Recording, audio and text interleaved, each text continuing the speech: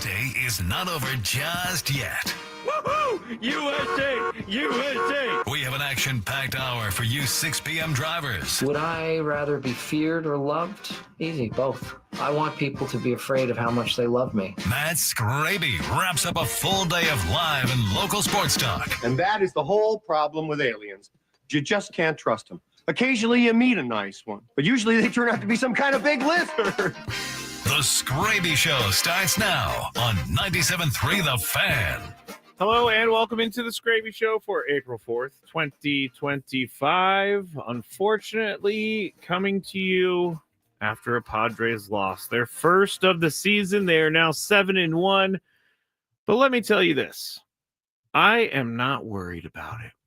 And I'm not worried about it in the least. And I hope no one else is worried about it. It would have been fun to keep going with an undefeated record and all that stuff. But we all knew the loss was going to come sometime. I think multiple people yesterday on the roundtable called that today was going to be the loss for the Padres. But here's something else about it. Like the Padres were right there. They were one hit away from tying this game up. So it wasn't like they got blown out. It wasn't like they got outplayed. I think Randy Vasquez definitely put them into a tough spot early in the game, but he ended up finding his way out of it. He retired 12 in a row at one point. But when Randy Vasquez throws 34, 35 pitches in the first inning, and he has zero control, he walks 5 in 4 2/3. You're not going to win too many of those games. So I'm even just happy that they were right there, because that sort of pitching line, 4 2/3, 5 walks, only 2 strikeouts. That pitching line usually ends up in a big old loss, but this one, the loss does go to Randy Vasquez, but it wasn't a big old loss. They lose 3-1 to the Cubs. They also faced, the Imanaga was an ace today, and Imanaga has been an ace all season. I know it's very, very, very, very, very early in the year, but through 3 starts for Imanaga, he's only given up 2 earned runs. His ERA right now is .98. He's pitched 18 1/3 innings. His whip is .71. He struck out 4 today, struck out 4 last week, and he went 4 innings and struck out 4 against the Dodgers in Japan. But when you have someone like that dealing, it's going to be very tough for the team to win. And the Padres had chances. That's why I'm so even keeled about this loss, because the Padres did have chances. They had chances all the way down to the end. Ryan Presley was not pitching well at all, and he threw over 30. I think his last pitch was his 33rd pitch of the game. So they made him work. It just didn't come out their way this time, but I think it's going to come out their way more often than not going forward. I think that they've proven to us that, it's not really that big of a deal. It's not really, it's something that we will forget all about. We just talked about the Padres for like 2.5 hours. We're going to talk more about the Padres, I promise you. But we're also going to talk about some random stuff today. I'm reading the chat right now, and M. McKee wants a pizza thief update. So if you didn't tune in yesterday, my daily gripe last night was about something that happened here at work. And I know that everybody can identify with this sort of thing.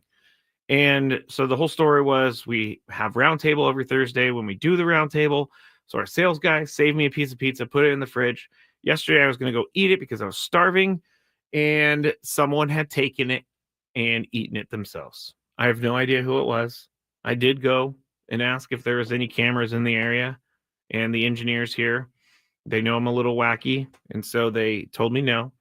And I just have to face it. I just have to face it that I will never find the pizza thief, which is very unfortunate. The pizza thief has ruined my week. Not really, obviously. But the pizza thief, there's a growing trend among things that I bring here for work to eat. They go missing from time to time. Now, part of me thinks it may be Chris. The other part of me thinks Chris is not moving my food around. But then the other part of me thinks Chris is definitely moving my food around. So I'm going to get to the bottom of this. I will. I put the Pizza Thief Daily Gripe on Instagram, and I didn't get any sort of clues to anything. Although a coworker did post on the Instagram that it's probably the same person who keeps leaving dirty forks in the sink. There's like this whole thing where it holds a sponge and it holds soap and it hangs from the sink. I don't know what to call it actually, but I guess people have been putting dirty forks in here. Here's something that's disgusting.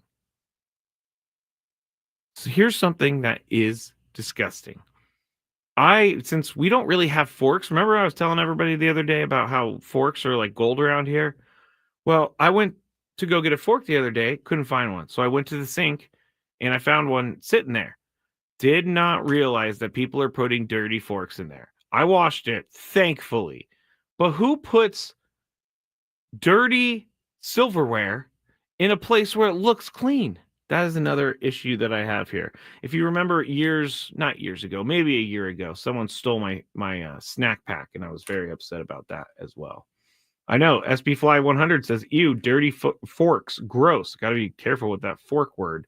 But yeah, it was gross. Who just puts, we did have that whole issue with not being able to find out who was leaving dishes in the sink. And so the engineers had to put cameras up on the sink so that we could find out who it was that was leaving their dirty dishes. It's disgusting. Jacob says, people who wait for the dish fairy to do all the dishes. Yep, that's kind of where we're at for a little bit. I had a roommate in San Francisco. And I didn't really know her that well before I moved in. And we didn't really cross paths much at all because she was someone who worked very, very late. And so she wasn't ever really there at basically any time. She had 2 jobs. I didn't see her much. But what I did see was the dishes that she continued to leave behind. So being the stubborn human being I am, instead of talking to her about it, I instead started buying disposable stuff. So paper plates, cups, forks, spoons, all of that. And I made a point not to do the dishes to see if she actually is just piling up dishes.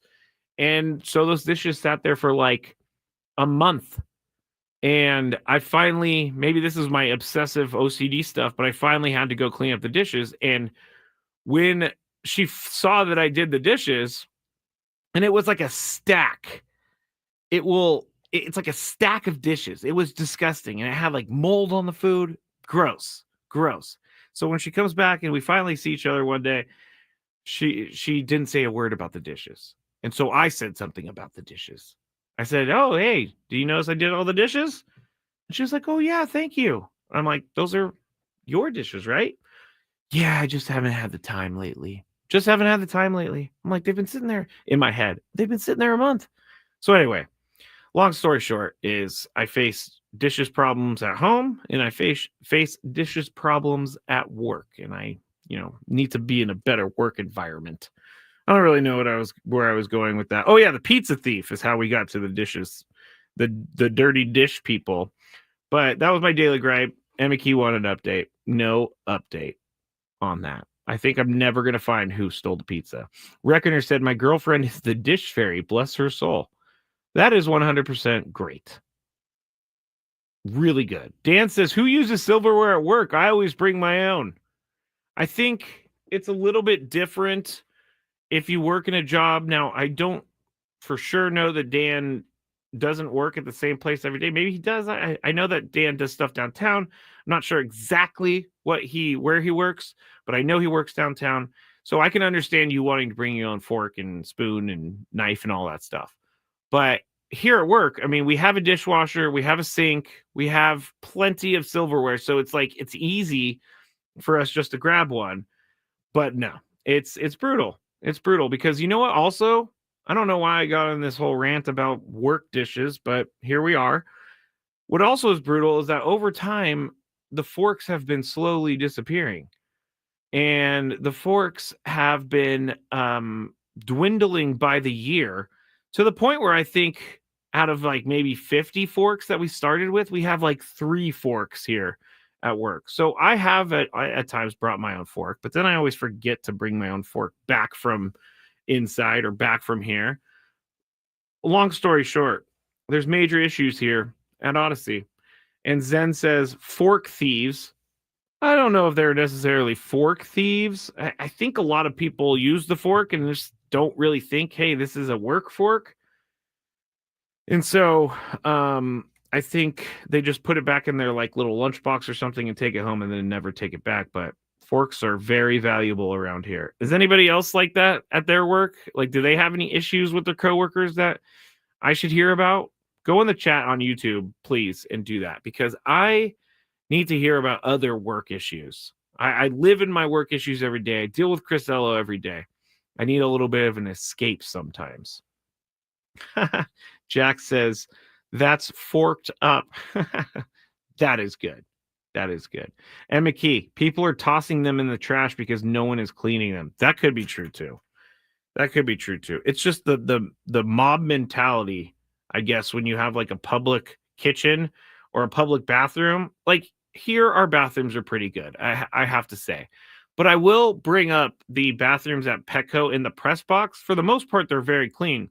But every once in a while, I come into these bathrooms at Petco Park in the press box, and there's like paper towels on the ground. Like, who in their right mind is going to use a bathroom in a press box and then throwing paper towels on the ground? Why do people throw paper towels on the ground to begin with? Like, it's not hard to put it in the trash, and it's not hard to pick it up off the floor if you miss when you're shooting things. Like, you know, Tony does that all the time in the studio. He tries to shoot his water bottle or his napkin or whatever. But like, okay, it didn't make it. Tony will come over and he will pick it up and he'll put it in the trash can. But I don't understand it. Why people do that.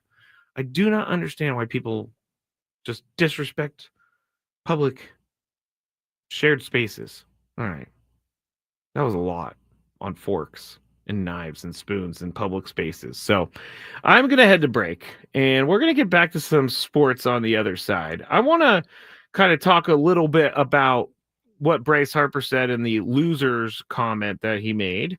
I've been thinking about it a little bit. And at the end of the show, I want to talk a little bit about the PGA Tour. And I know that's not like hot radio topics, but the PGA Tour rejected an offer from Liv to combine forces. So we'll talk about that. Also, there is a new high school pitcher who has the best name of all time, and he wears a number just because of that name. So we'll get to that at the end. We also have the Daily Gripe, which I just feel like I did the Daily Gripe.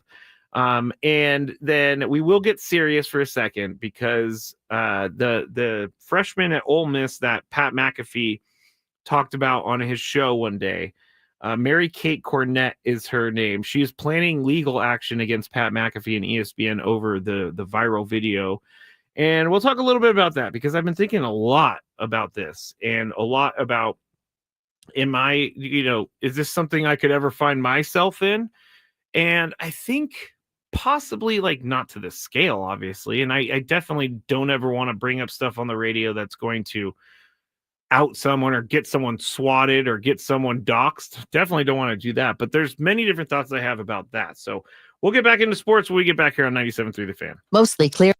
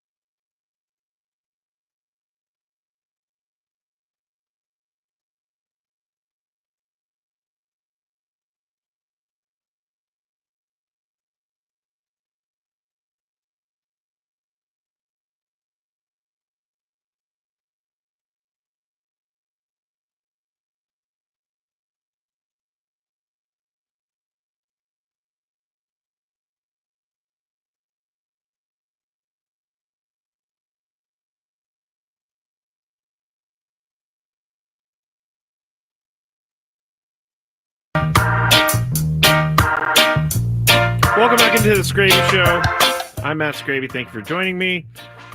You can watch on YouTube. You can watch on Facebook. You can watch on X. On what is? Oh my gosh! My phone started playing the YouTube for some reason. That was crazy. Anyway, if you want to watch on YouTube, you can go to 97.3 The Fan, or you can go to at the Skraby Show, Skraby, B as in boy, Y. There's lots of Skrabinators in the chat right now. And, we were paying attention to the Dodgers and the Phillies earlier, and we couldn't ever get the Apple TV to work. But the Phillies were up 3-0 in the top of the ninth inning. Obviously, they're at home. Tommy Edman was up for the Dodgers, and here's what happened. Tommy Edman.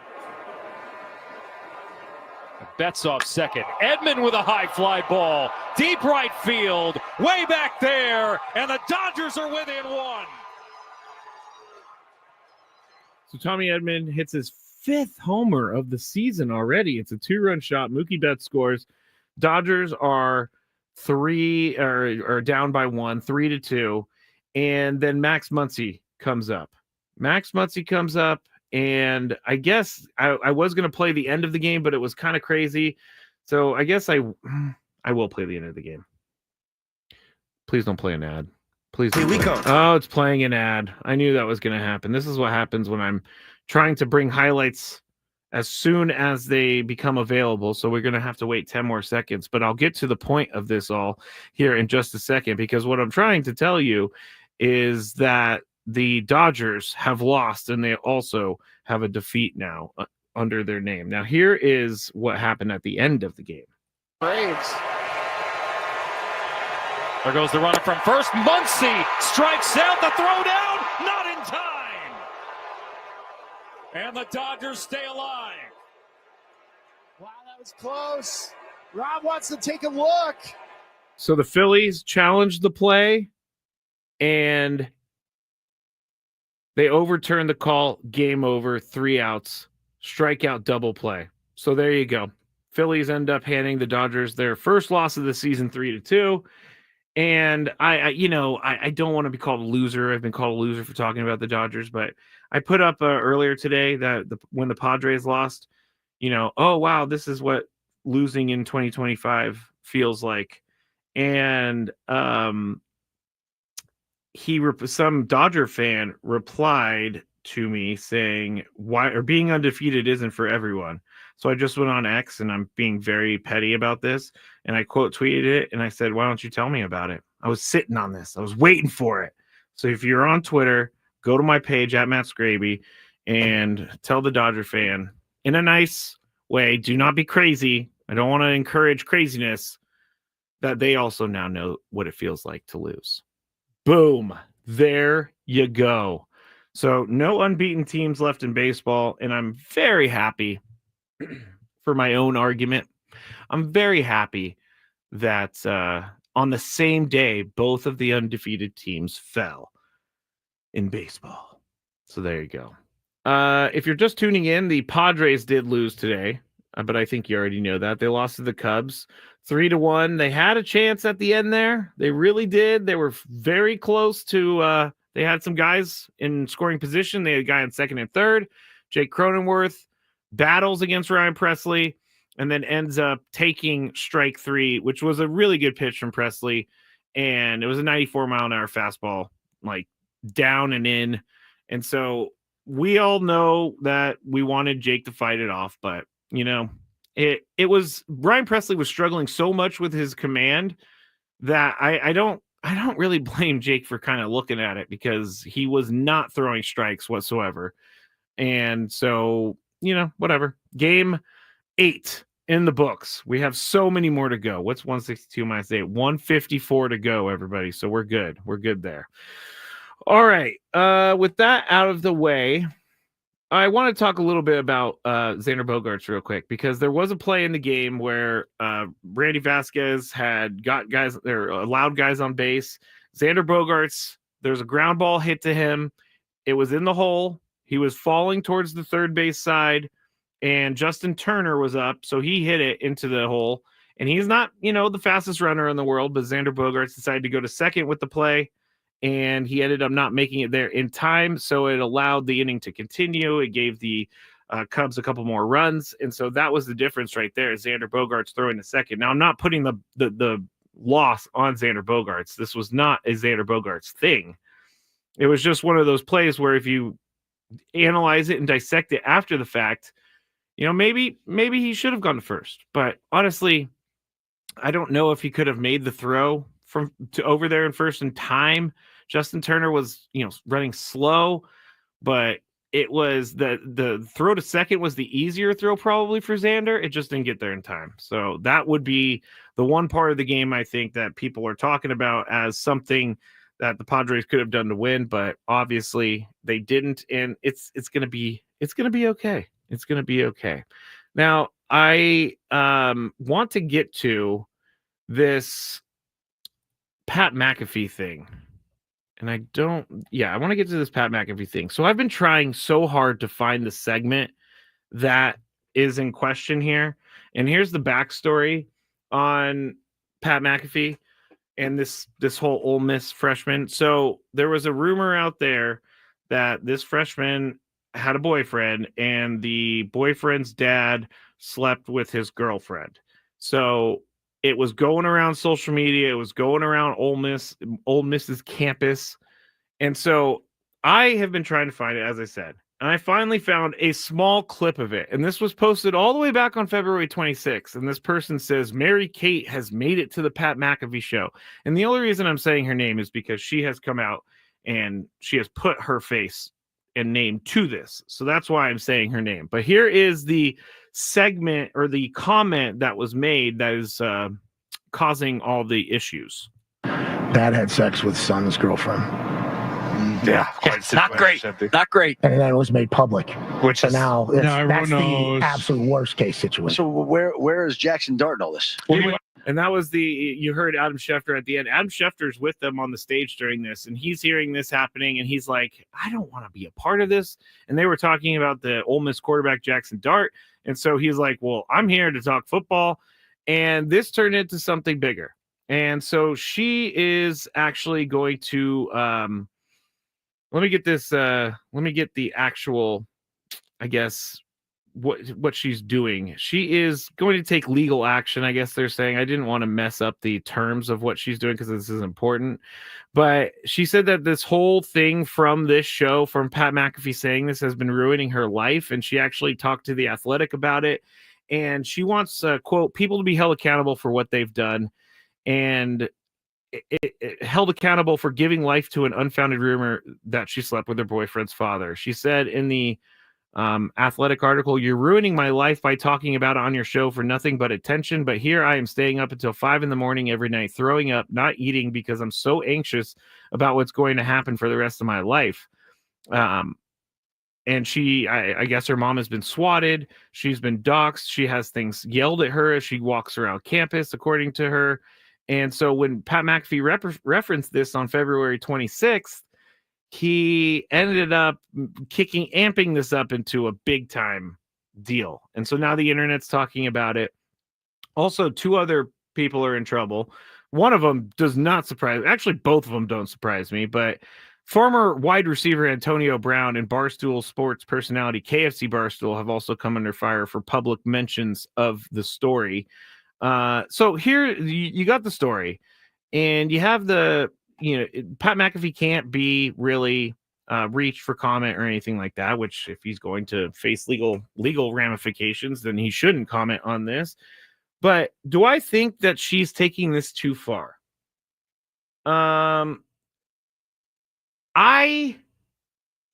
don't think she's taking this too far. And I've thought about this a lot because honestly, I try to put myself in this position. Obviously, I'm not at the reach of Pat McAfee. I'm not as well known as Pat McAfee, but I could totally see myself throwing this into a conversation and moving on from it, kind of like Pat McAfee did. And that would be irresponsible of me, number one. Number two, I think that you have to keep in mind that there are other lives on the other side of these things. And if her life is really being ruined, and if her life is being doxxed now, and her mom's getting swatted, which if you don't know what swatting means, someone calls the police and says that there's something really bad happening at this house, like say someone has a gun and has hostages or whatever. And so then the police have to go over there, and then they do a standoff and things like that. But the person, the house that they're at, there's nothing going on. The person just swatted them because they want them to have to deal with all the police and all that stuff. So she's had that happen to her. But I do think, and this goes for me too, I'm not going to absolve myself from this, but I do think that Pat McAfee and anyone on this station, but I'm going to stick with Pat McAfee because he's the national host here. I do think he has a little bit more responsibility to make sure that these things don't happen. Now, he never named her on the show, but obviously when he was talking about this, people who were familiar with the rumor definitely knew who he was talking about. So they had no problem putting her name out there. And that is why all of this has become as big of a deal as it is. And I don't think that she's overreacting. I think that in this case, she is right for trying to do what's best for her to clear her name. Now, her name will never be cleared because we know what the joke's going to be for the rest of eternity is you hooked up with your boyfriend's dad. And I don't think that's fair. That's one thing about society I do not like, is that once something fake comes out about someone and we all kind of take it as truth, it just stays truth. So the damage has already been done. There's no putting the genie back in the bottle. And that's why I think that she has a right to do this, because her life is negatively impacted through something that Pat McAfee said and didn't really have any sort of confirmation for it. And I think that Pat McAfee, I don't know if she'll win this or anything like that because he never said her name, but you can't just bring up this stuff and then move on, because again, like I said, there's someone else's life on the other side of this. And I have done and said stupid things before, but I keep learning, and I definitely will probably think twice before I say something, that is something serious like this, because at face value, sure, it's a salacious story to talk about. It's something that everybody is going to make fun of. And so it's good water cooler talk. But I don't think that's fair to her now that the entire country who is aware of this story is talking about it and putting blame on her and putting pressure on her. So I have no problem with her taking legal action against Pat McAfee. Again, I don't know if Pat McAfee is going to be found that he is liable for this, but I don't know that he should be let off the hook. I don't want to punish anybody, but if there is a punishment, it should be through legal action. I don't think ESPN even needs to do anything, because ESPN, I really don't think that they had any control. I guess they do have control over what Pat McAfee says because he is on their station, but at the same time, they're licensing his show. So it's not like they're 100% the end all be all on decisions for his show, because they are just kind of simulcasting his show. But this rumor will end up taking over this poor girl's life, and she's going to have to deal with it forever when she goes and possibly applies for a job in the area. If someone's familiar with her name, they're going to, go show their coworkers, look who's here. And again, I think that's unfair that stuff follows people around. The false rumors follow people around. There should be a way for people to clear their name, but it will never happen because we already think what we want to think. And I don't know. It's a slippery slope on each side, because here in San Diego, if I said this, it wouldn't make it as far as what Pat McAfee said, but doesn't mean that I should say it or should even entertain it. But Pat McAfee, I think that he's probably going to start thinking more about what he brings up on the show.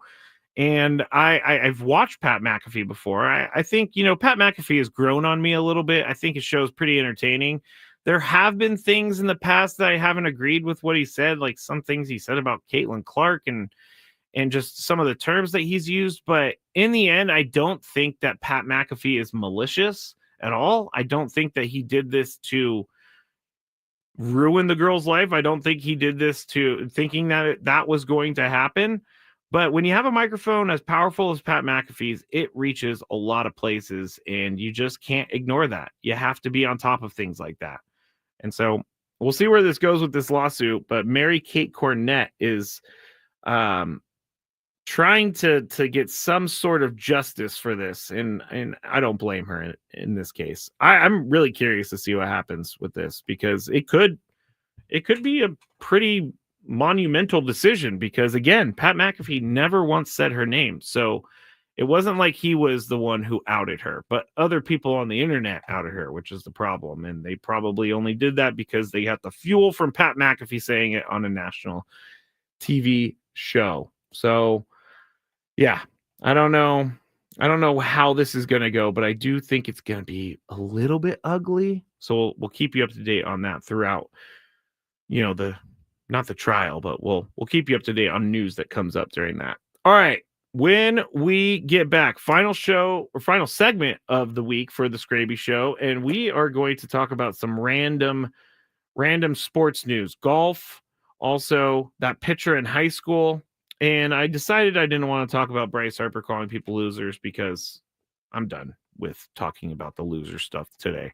So we're going to have some fun stuff, Daily Gripe, on the other side when we get back on 97.3 The Fan. Ben and Wood.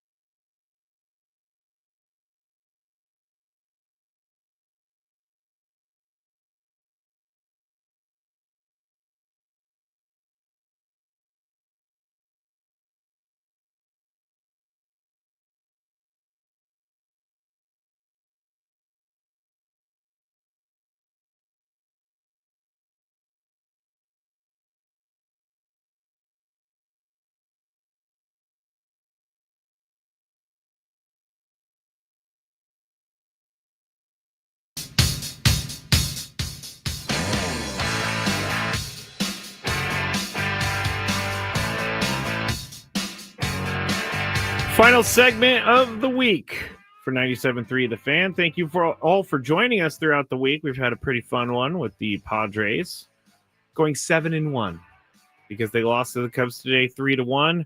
They get back at it tomorrow. All three games, including today, so tomorrow and Sunday, are at 11:20 a.m., and then they fly back to Sacramento to play the Sacramento Athletics for Monday's game. And that is 7:05 p.m. So two 7:05 p.m. games, Monday, Tuesday, and I think it's like a 12:40 on Wednesday. And then the Padres come back home. They have to play the Rockies 3 times, and then they play the Cubs 3 times. So they're going to get the Cubs out of the way in the first, not even month of the season, the first like 2 weeks of the season. And then they go on the road again, Astros, Tigers, and then they come back home. But we don't need to go that far right now. So I was telling you a little bit about the tweet that I saw earlier about the guy who was saying, when I said that the Padres lost, I said, so this is what losing in 2025 feels like. And he said, being undefeated isn't for everyone. So I quote tweeted that after the Dodgers lost today. And I said, why don't you tell me about it? Yeah, that was really kind of like bratty. Why don't you tell me about it? And guess what the Dodger fan replied with? A picture of Homer with a Dodger hat and the World Series trophy in his bed. So they went to the oldest trick in the book. That's all they got. That's all they got is stuff like that. I don't even really care. But I'm glad that they lost on the same day. Okay, so we got to get to some stuff that we have the Daily Gripe. Right now on NFL Network, they have Shedeur Sanders throwing for his pro day.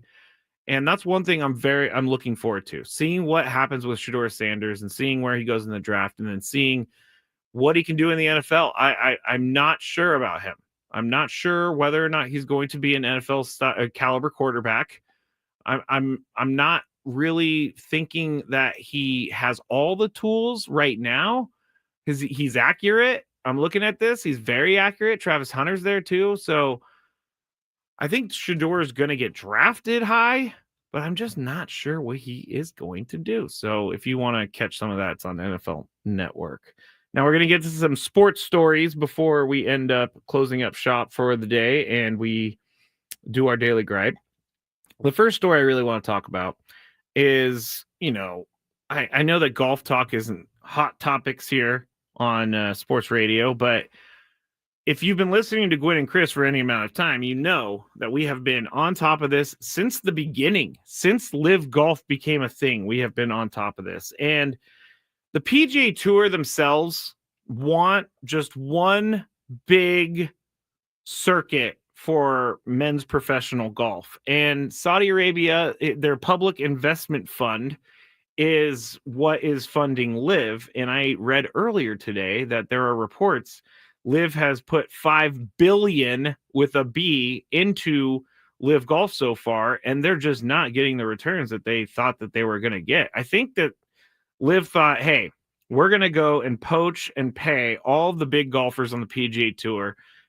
They're going to come and play for us, and then everybody's going to follow because those are the big names. Well, that's not what happened. It's not what happened. And I think there's lots of reasons for that. One of those reasons being people are very comfortable with the PGA Tour and they're comfortable with the events that the PGA Tour play. So it's hard to learn an entirely new league and all that. But so I guess that they have been working towards coming together. And this is the news. Sources have confirmed that the PGA Tour has rejected the PIF's most recent offer to invest $1.5 billion into PGA Tour enterprises. And the only thing about that would be that the rival Live Golf League would remain intact. And so if you go through all the article, you realize that both sides are probably negotiating in bad faith just because they want to be the one. But the PIF also wanted to have their governor, Yasir Al-Rumayyan, to serve as co-chairman of PGA Tour Enterprises, and PGA Tour wasn't really interested in that either. So they rejected the deal basically because the deal was very, hey, we're going to give you this money as Live Golf. We're going to give you $1.5 billion. But what we're going to do is we want to keep our league intact, and we also want for mixed PGA Tour Live Golf events, and we wanted to do it in the team format that we currently do. Now, here's my biggest problem with that. I do not like their format at all. There's one thing that I like about it, and it's the shotgun start, meaning everyone is on the course at the same time. So with the PGA Tour, you have tee times throughout the day, and so by the time you get to the last tee time, the guys who started are already done. And with Live Golf, it's not like that. Everybody's on the course at the same time. Most of the time, they all finish at the same time. So if you start on hole 2, you play 2 through, and you come all the way back to 1, and that's your 18th hole. Which, excuse me, which kind of bothers me too, because the 18th hole and the stretch run down the back 9, 16, 17, 18 are usually meant to be hard and usually are a test. So some of these guys are getting 16, 17, 18 in the beginning of their round, which I know that's a little bit of a stickler point for me. But I do not like the team golf aspect where they score points together. They have like team names. And I have never, there's only 2 events that I think work with a team golf format, and that's the Ryder Cup and that's the President's Cup. Those are team events. That's Team USA versus Team Europe in the Ryder Cup, and it's Team USA versus the world, except for Europe, in the President's Cup. They have pairings. So sometimes they have best balls, sometimes they have alternate shot, and so I think that works. But the every week 4 player teams in the Live Golf format, just not for me. And they're trying to force that in there. That's what they want. They want Live Golf to be the next wave of professional golf. And A, you can't force stuff like that, no matter how much money you have. And B, it's not, to me, in the best interest of golf. You are not providing the best golf watching among professionals. I'm not going to watch your golf because I don't like the style of the event. I just don't. And they've had a lot of trouble getting traction, Live Golf. They've had a lot of trouble getting traction. They've been on the CW. The CW didn't really bring any viewers to them. They are apparently going to be on Fox. I haven't seen that yet, but some of it's on Fox, some of it's on FS1. They're having a really tough time getting into the mainstream golf world, and I think the PGA Tour likes it that way. I'm not a big fan of the PGA Tour either for some of the stuff that they were doing before Phil Mickelson kind of started this whole exodus from PGA Tour to Live Golf. And he started by saying, like, PGA Tour owns everything.